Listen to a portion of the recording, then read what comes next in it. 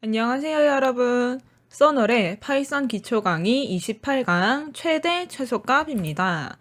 오늘은 제목 그대로 최소값과 최대값을 구하는 방법을 살펴볼게요.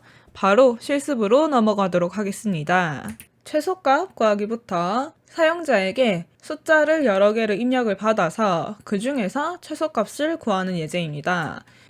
이거를 여기서 한번 먼저 실행을 해서 리스트에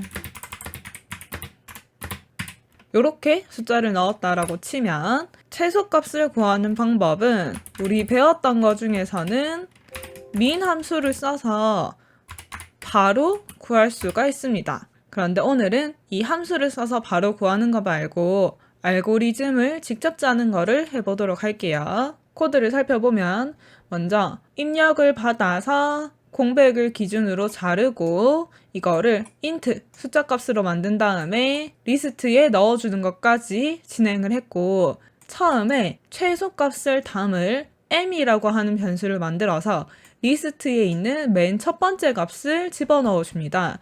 그럼 제가 숫자를 이렇게 집어넣었으면은 m에는 처음에 11이 들어가게 되는 거예요. 그런 다음에 포문으로 이 리스트를 한 바퀴를 돌립니다. 그래서 리스트에 있는 하나하나와 여기 m에 담겨있는 값을 비교를 합니다.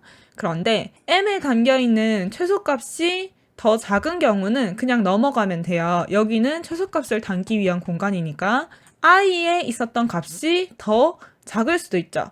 예를 들어서 첫 번째 11을 m에다가 넣고 그 다음에 11, 15, 33 이렇게 비교를 할 때는 더 작은 값이 아니니까 그냥 11을 담고 있는 걸 유지를 하면 됩니다. 그런데 7을 만났어요. 그러면 11이랑 7이랑 비교를 했을 때 얘가 더 작은 값이기 때문에 이제 m에는 7이 들어가야 돼요. 그래서 두 개를 비교하다가 만약에 i가 더 작을 때가 되면은 m에는 i 값이 들어가게 됩니다. 이거를 한 바퀴를 쭉 반복하고 나면은 이 m의 제일 작은 최소값이 남게 되는 거죠. 그래서 마지막에는 print m을 출력을 해서 최소값을 출력을 합니다. 실행을 해서 여기에 넣었던 값 그대로 다시 넣어 볼게요. 그러면 똑같이 최소값이 2라고 찾아지죠. 이거를 조금 더 자세하게 이해를 하기 위해서 제가 print m을 이 안쪽에 넣어 볼게요. 그러면 이 최소값이 다른 값으로 바뀔 때마다 프린트가 출력이 됩니다. 실행을 해서 이번에는 조금 더 길게 숫자를 넣어 볼게요. 이렇게 해서 실행을 하면은 자, 처음에 11에 m이 담겨 있고 뒤에 있는 거랑 비교를 하는데 자, 55랑 비교할 때 33이랑 비교할 때는 얘네가 더 값이 크기 때문에 변화가 생기지 않습니다. 그러다가 11이랑 8이랑 비교하게 되면은 8이 더 작은 숫자니까 이 if문이 작동하게 되고 요렇게 실행이 돼서 프린트 8이 출력이 되고요. 그 다음에도 이렇게 비교를 했을 때 8보다 더 작은 숫자가 또 나타났어요. 그래서 다시 if문이 실행이 되고 7이 출력. 자, 더 작은 숫자, 더 작은 숫자. 이런 식으로 최소값의 변화를 볼 수가 있습니다. 이 최소값이 이해가 되셨으면은 최대값은 조금만 바뀌면 되기 때문에 더 쉬울 거예요.